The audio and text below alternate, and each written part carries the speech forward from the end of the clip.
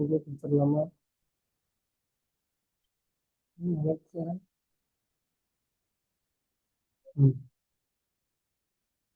Okay, last கிளாஸஸ்ல நிறைய topic பார்த்தோம். அதுல ஒரு 2 டாபிக் மட்டும் கொஞ்சம் இன்னொரு கிளாரிஃபிகேஷன் தேவைப்பட்டுச்சு. ஒன்று பார்ட்ஸ் ஆஃப் டிசி மிஷின்ஸ், என்னென்ன பார்ட்டு, என்னென்ன பார்ட்டுக்கு என்னென்ன மெட்டீரியல்ன்றது. இதுதான் அந்த லிஸ்ட் ஆஃப் மெட்டீரியல்ஸ்.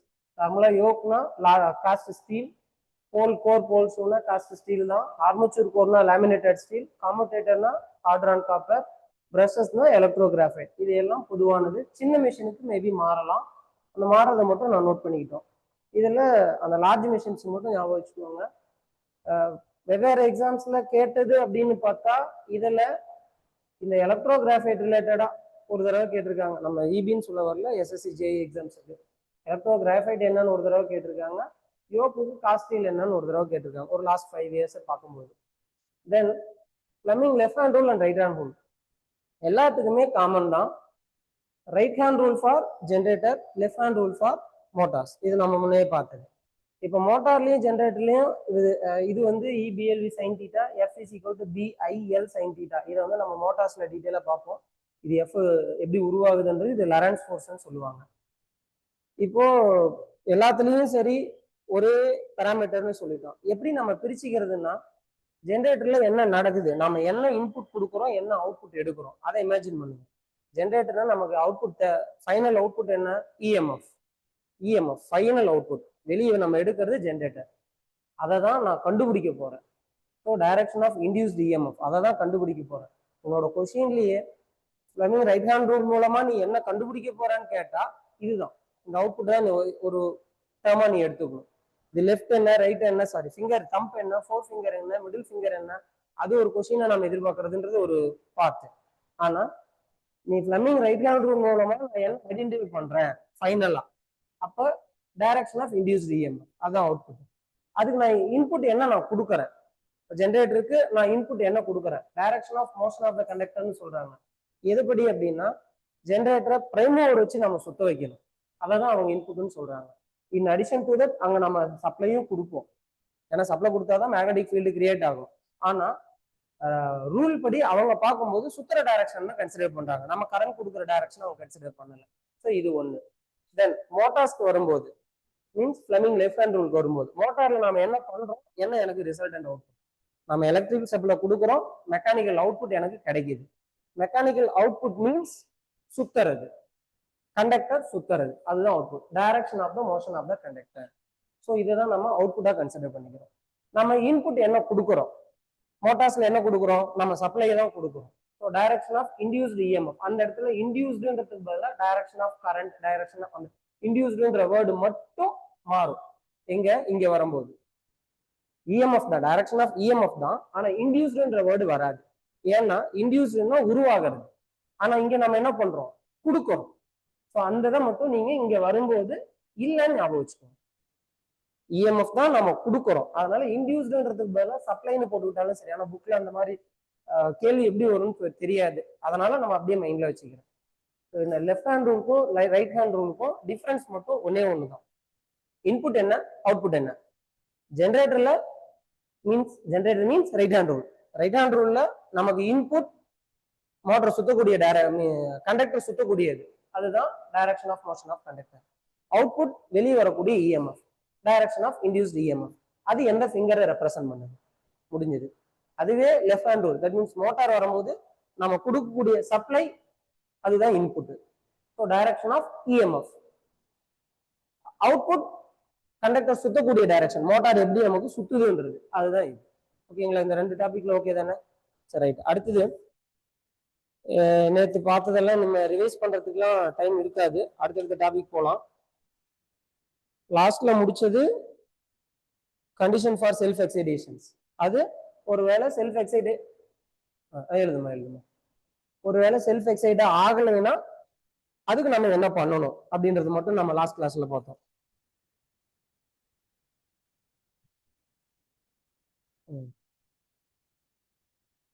சரி, அந்த பொண்ணு எழுதுறதுக்குள்ள ஒரு தடவை ரிவைஸ் என்ன பண்ணிடலாம். நார்மலா ஆரம்பத்துல இருந்து பார்த்தது ரொம்ப ஃபாஸ்டா போயிடலாம்.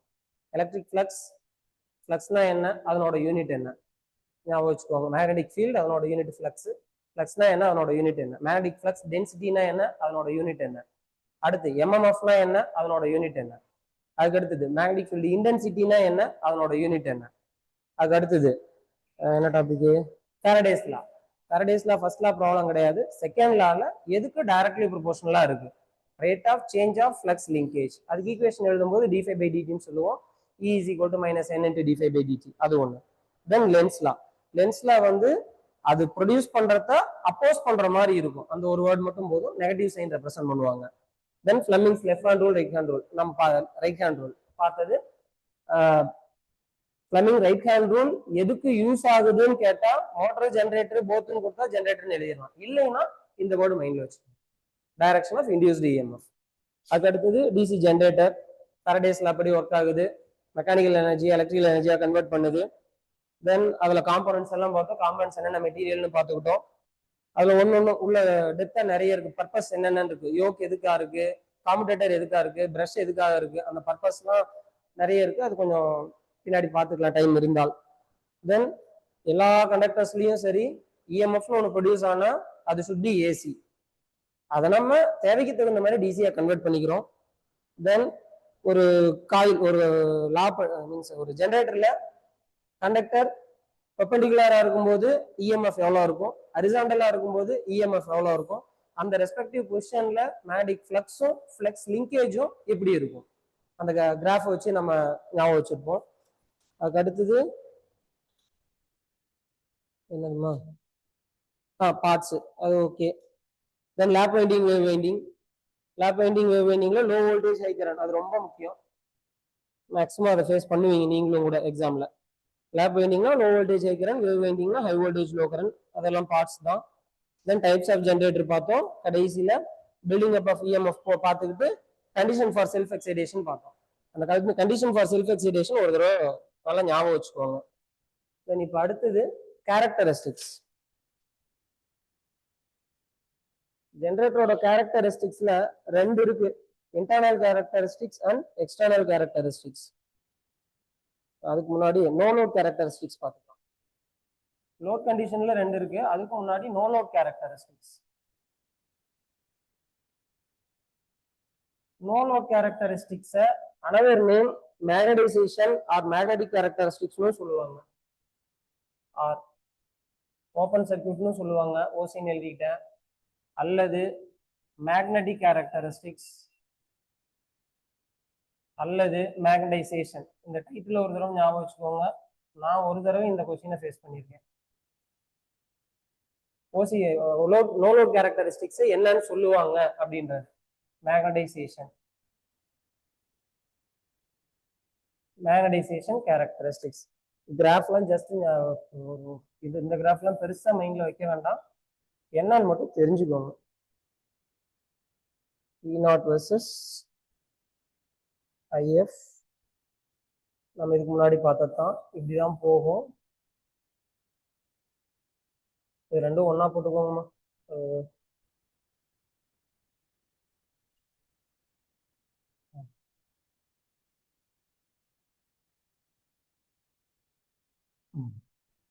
ஓகே, இந்த கேப் தான் residual magnetism.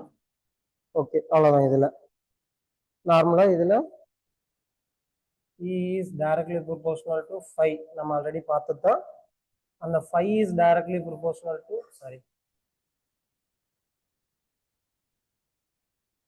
directly proportional to phi, அது என்னன்றது சொல்லிடுறேன்.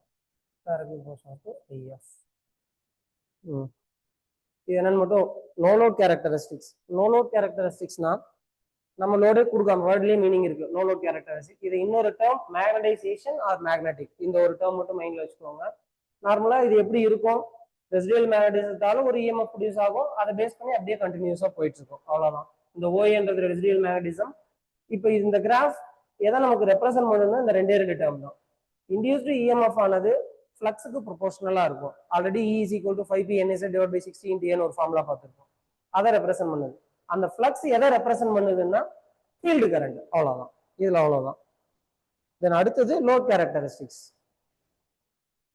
லோட்ல இன்டர்னல் அண்ட் எக்ஸ்டர்னல் இருக்கு, ரெண்டும் தனித்தனியா பார்த்துக்கலாம்.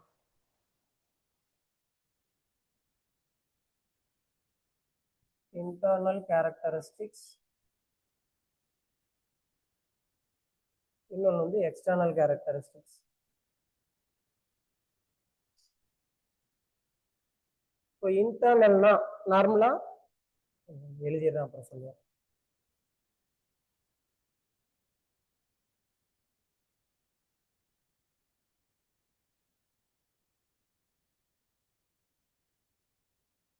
E versus IA இது இன்டர்னல்.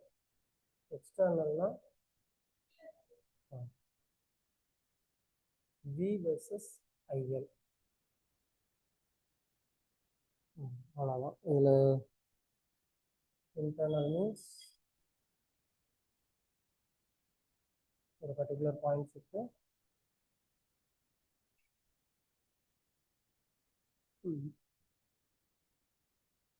இது அப்படியே இங்கேயே எழுதிக்கோங்கம்மா. இந்த எக்ஸ்டர்னல் இங்கேயே எழுதிக்கோங்க. நான் இது ஷண்ட் ஜென்ரேட்டர்னு மட்டும் டைட்டில் மாற்றிக்கிறேன். டிசி ஷண்ட், இங்கே நான் வரைய போகிறது DC series.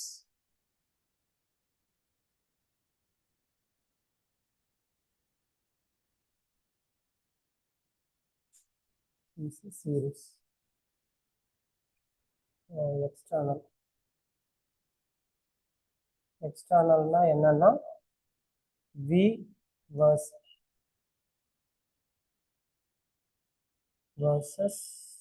IL.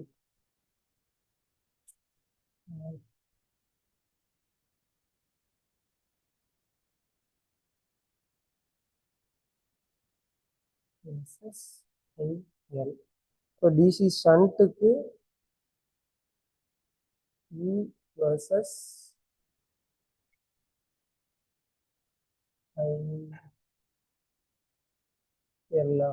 IL comma IA.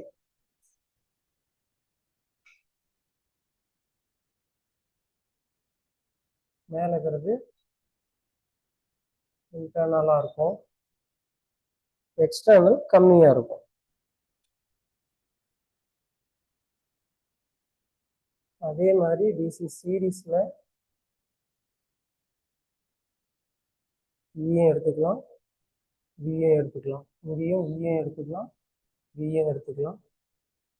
இங்கே IA கமா IL. இது நார்மலாக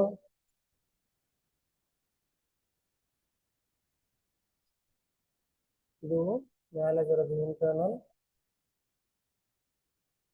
கீழே இருக்கிறது எக்ஸ்டர்னல்.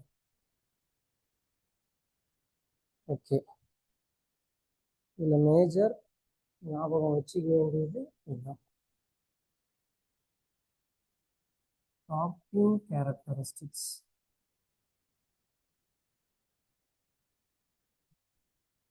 இதில் இருக்கிறது ரைசிங் கேரக்டரிஸ்டிக்ஸ்.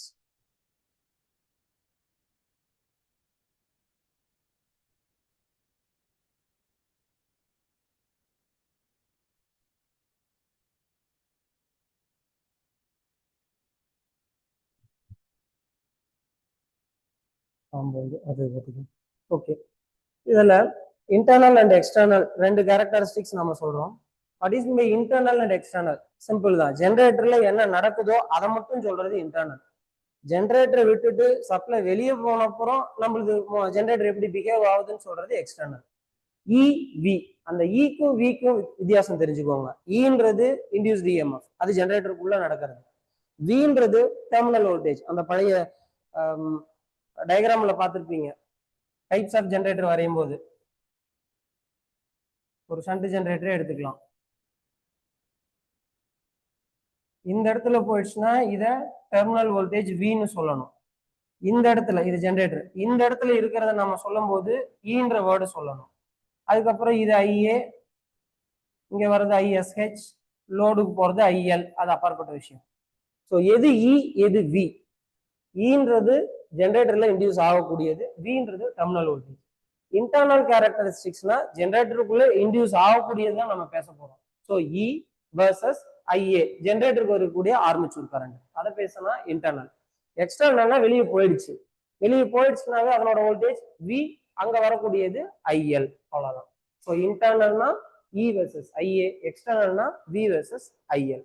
அந்த கிராஃப் வரையும் போது இன்டர்னல் டிசி சென்டர்னாவே பொதுவாக ஞாபகம் வச்சுக்க வேண்டியது கான்ஸ்டன்ட். ஜென்ரேட்டர்னா நமக்கு கான்ஸ்டன்ட் அவுட்புட் ஜென்ரேட்டர்னு சொல்லலாம், மோட்டார்னா கான்ஸ்டன்ட் ஸ்பீட்னு சொல்லலாம்.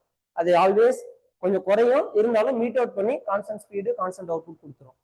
ஆக்சுவலா இதுதான் நமக்கு ரேட்டட் வோல்டேஜ் அப்படின்னா கொஞ்சம் குறைச்சி காமிக்கும்.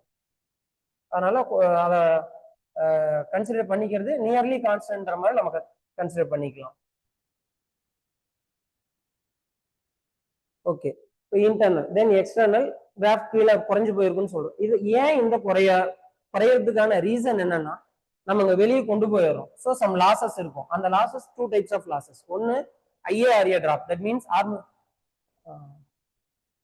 ஐஏஆர்ஏ டிராப், இந்த ஆர்மச்சூரால ஏற்படக்கூடிய டிராப். இன்னொன்னு ஆர்மச்சூர் ரியாக்ஷனால ஏற்படக்கூடிய டிராப். இந்த ஆர்மச்சூர் ரியாக்ஷன் இந்த கிளாஸ்ல அடுத்தது பார்த்துருவோம். ஸோ இந்த ரெண்டு டிராப்பால தான் எனக்கு இந்த வோல்டேஜ் வந்து குறைய ஆரம்பிக்குது. சேம் ரீசன் தான் இங்கேயும் சீரீஸ்லயும், அது வரும்போது பார்க்கலாம். இந்த கிராஃப் பார்க்கறதுக்கு குறைஞ்ச டிராப்பிங் கேரக்டர், டிராப் ஆகிற மாதிரி இருக்கு. அதனால இது டிராப்பிங் கேரக்டரிஸ்டிக்ஸ். இது மட்டும் ஞாபகம் வச்சுக்கோங்க. டிசி சண்ட் ஜென்ரேட்டரோட கேரக்டரிஸ்டிக்ஸ் டிராப்பிங் கேரக்டரிஸ்டிக்ஸா இருக்கும். சீரிஸ் ஜென்ரேட்டரோட கேரக்டரிஸ்டிக்ஸ் ரைசிங் கேரக்டரிஸ்டிக்ஸா இருக்கும். இது டேர்ம் மைண்ட்ல வச்சுக்கோங்க. தென் ரைசிங் அதுலயே சொன்னதான் சீரிஸ். இன்னொன்னு எப்படி டிசி சீரிஸ் மோட்டாரை நம்ம நோ லோட்ல ஸ்டார்ட் பண்ண முடியாதோ, லேப்ல நீங்க கொஞ்சம் திரும்ப திரும்ப உங்களுக்கு படிச்சு காலேஜ் டைம்ல சொல்லியிருக்கலாம், டிசி சீரிஸ் வந்து நோ லோட்ல ஸ்டார்ட் பண்ணக்கூடாது, அப்ரப்டா ஓடிடும் அப்படின்ற மாதிரி. அதே மாதிரி சீரிஸ் ஜென்ரேட்டரையும் நம்ம லோடோட தான் நம்ம பண்ண முடியும். லோடு இல்லைன்னா இது வந்து ஒண்ணுமே வேலை செய்யாது. ஷண்ட் அப்படி கிடையாது. அது ஒரு டேர்ம் மைண்ட்ல வச்சுக்கோங்க. சீரிஸ்னாவே கண்டிப்பா லோடு கனெக்ட் பண்ணி இருக்கும். இது லோடு, இது ரெசிடுவல் மேக்னடிஸ்டால இந்த இடத்துல இருக்கிறது. லோடு கனெக்ட் பண்ண எனக்கு இஎம்எஃப் அதிகமாகுது. சேம் இன்டர்னல் அதிகமா இருக்கும், எக்ஸ்டர்னல் கம்மியா இருக்கும். இந்த டிராப்புக்கான இங்கிருந்து இங்க வரக்கூடிய இந்த டிராப்புக்கான ரீசன் அதே ரீசன் தான். இது ரைஸ் ஆகிற மாதிரி இருக்கிறதுனால இதுக்கு பேரு ரைசிங் கேரக்டரிஸ்டிக்ஸ். இந்த கிராஃப் எப்படி வரைகிறோம் அப்படின்றதெல்லாம் வேணாம், நம்ம லேப்ல பாக்குறது தான் இருக்கும். அதனால அது நமக்கு இப்போதைக்கு தேவையில்லை. ஸோ இந்த ரெண்டு இதுல ஞாபகம் வச்சுக்க வேண்டியது ரைசிங்கா டிராப்பிங்கா. தென் இன்டர்னல்னா எக்ஸ் ஆக்சிஸ் என்ன, ஒய் ஆக்சிஸ் என்ன, எக்ஸ்டர்னல்னா எக்ஸஸ் என்ன, ஒய் ஆக்சிஸ் என்ன, இது பார்த்துக்கிட்டீங்கன்னா போதும். அடுத்தது காம்பவுண்ட் ஜென்ரேட்டர். கிராஃப் வேற, கிராஃப் வேற. மோட்டாருக்கு போகும்போது 3 டைப்ஸ் ஆஃப் கிராஃப் பார்ப்போம். Speed versus armature current, speed versus torque, அது அப்புறம் பார்த்துக்கலாம். ஜென்ரேட்டருக்கு மட்டும்தான் நான் சொல்ல வர்றது. அந்த டேர்ம் என்னன்னா, நோ லோட்ல டிசி சீரிஸ் ஆர் ஜென்ரேட்டரா இருந்தாலும் சரி, சீரிஸ் மோட்டாரா இருந்தாலும் சரி, நோ லோட்ல ஆப்ரேட் பண்ண மாட்டோம். should be connected with load. அது மட்டும் மைண்ட்ல வச்சுக்கோ. அடுத்து காம்பவுண்ட்.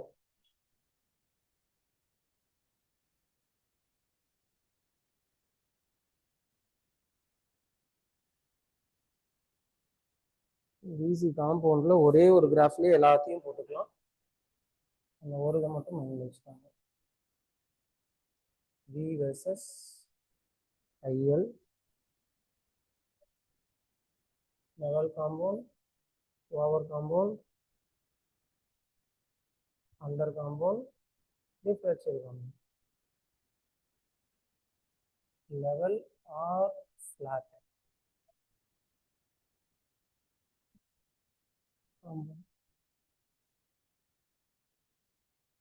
அடுத்தது ஓவர் காம்பவுண்ட். ஓவர் காம்பவுண்டும் சொல்லலாம், அல்லது குமுலேட்டிவ் காம்பவுண்டும் சொல்லலாம். தென் இது அண்டர் காம்பவுண்ட்.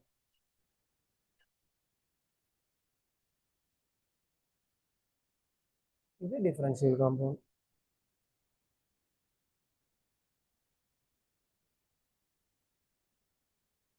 இதுல கிராஃப் மட்டும் மைண்ட்ல வச்சுக்கோங்க. Level compound or flat compound நமக்கு கிடைக்கக்கூடிய அவுட்புட் வோல்டேஜ் கான்ஸ்டன்டா இருக்கும். அதிகமாக இருந்தா ஓவர் காம்பவுண்ட் ஆர் குமுலேட்டிவ். குமுலேட்டிவ்னாவே ஒரு டைம் நம்ம ஞாபகம் வச்சோம், ரெண்டு ஃபிளக்ஸும் ஆட் ஆகணும். அடுத்து ரொம்ப கம்மியா இருந்தா டிஃபரன்ஷியல், ஏன்னா ரெண்டு ஃபிளக்ஸும் ஆப்போசிட்டா இருக்கு. இன்பிட்வீன்ல இருந்தா அண்டர் காம்பவுண்ட். இதுல என்னன்னா ஏபிசி ஒரு ஏதோ ஒண்ணு கொடுத்துட்டு டயக்ராம கொடுத்துட்டு இதை இந்த சி இது எந்த ஜென்ரேட்டரை ரெப்ரசன்ட் பண்ணுது அந்த மாதிரி கேட்டா ஆன்சர் பண்றதுக்கு ரெடியா இருக்கு.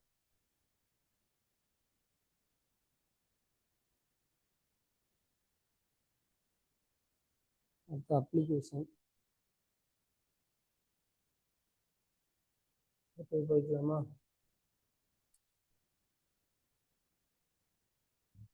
அப்ளிகேஷன் நீங்கள் இதில் படித்தாலும் சரி, எங்கே படித்தாலும் சரி, அப்ளிகேஷனை எல்லா மோட்டார்ஸ்க்கும் எல்லா ஜென்ரேட்டருக்கும் மனப்பாடம் பண்ணிக்காங்க.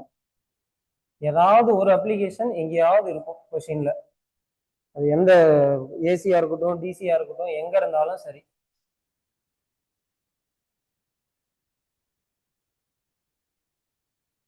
உங்களோட புக்ஸ் வேற புக்ஸ் இருந்ததுன்னா அதில் கருதையும் சேர்த்து கூட படிச்சு வச்சுக்கோங்க.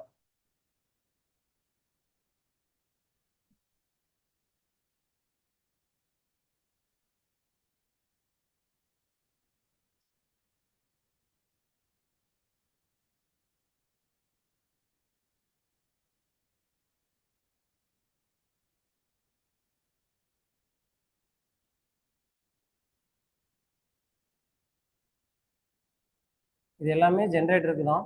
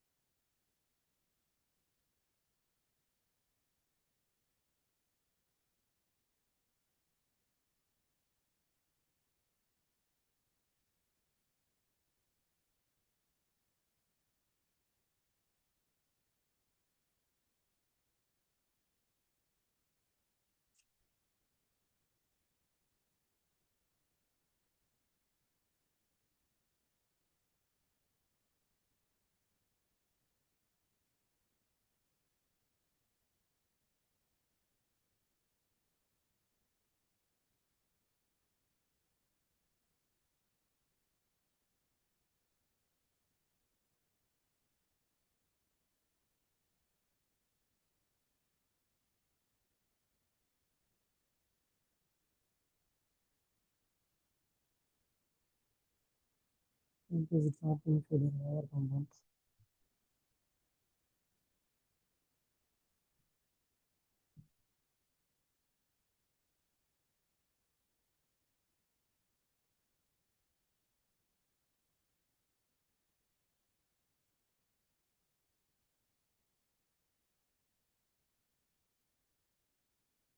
is dropping feeder one.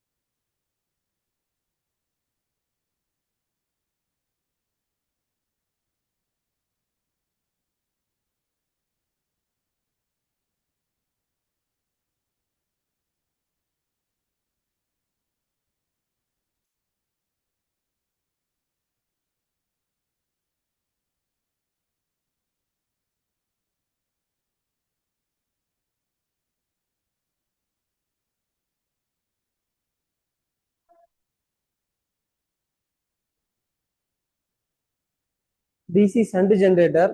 நார்மலாக டிசி சண்ட் ஜென்ரேட்டர்ன்றது கான்ஸ்டன்ட் ஸ்பீடுன்ற ஒரு டேர்ம் மைண்டில் வைப்போம். மோட்டார்னா அதே ஜென்ரேட்டர்னா எனக்கு கிடைக்கக்கூடிய வோல்டேஜ் கான்ஸ்டன்ட்டாக இருக்கும். எங்கெங்கெல்லாம் ஒரு கான்ஸ்டன்ட் வோல்டேஜ் தேவையோ அங்கெல்லாம்ன்ற மாதிரி ஞாபகம் வச்சுக்கோங்க. பேட்டரி சார்ஜிங் நமக்கு அப்படியே கண்டினியூஸாக கொடுத்துக்கிட்டே இருக்கணும். Electroplating, excitation of alternators. அதுக்கு அடுத்து டிசி சீரீஸ்னாவே நமக்கு ரைசிங் கேரக்டரிஸ்டிக்ஸ் ஞாபகம் வச்சோம். தட் மீன்ஸ் நார்மலா இருக்கும், அப்படியே கொஞ்சம் அதிகமாயிட்டே போகும். அதனால யூஸ்ட் ஆஸ் அ பூஸ்டர்ஸ்ன்றது பவர் சிஸ்டத்துல, டிராக்ஷன் சிஸ்டத்துல நம்ம பார்ப்போம் அடுத்தது.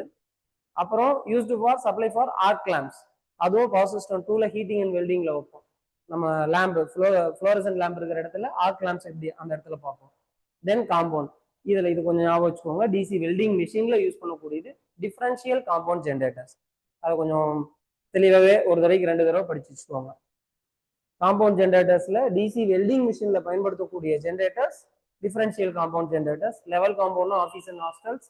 ஓவர் காம்பவுண்ட்னா வோல்டேஜ் டிராப் இன் ஃபீடர்ஸ்ல எங்கேயாவது வோல்டேஜ் டிராப் தேவைன்னா அங்க. தென் செப்பரேட்லி எக்ஸைட்டட் ஜென்ரேட்டர் எங்க யூஸ் பண்ணுவாங்கன்னா லெபார்டரிஸ்ல. வைட் ரேஞ்ச் ஆஃப் வோல்டேஜ் எனக்கு தேவை, அப்ப நான் செப்பரேட்டரா ஒரு 10 வோல்டேஜ் எனக்கு தேவைன்னா எக்ஸைடேஷன் 10 மட்டும் கொடுத்துக்கலாம், தனியா 20 வேணும்னா 20 கொடுத்துக்கலாம். அதனால எங்க எனக்கு வைட் ரேஞ்ச் ஆஃப் அப்ளிகேஷன் தேவையோ அந்த மாதிரி இடத்துல செப்பரேட்லி எக்ஸைட்டட் ஜென்ரேட்டரை நம்ம யூஸ் பண்ணிக்கலாம்.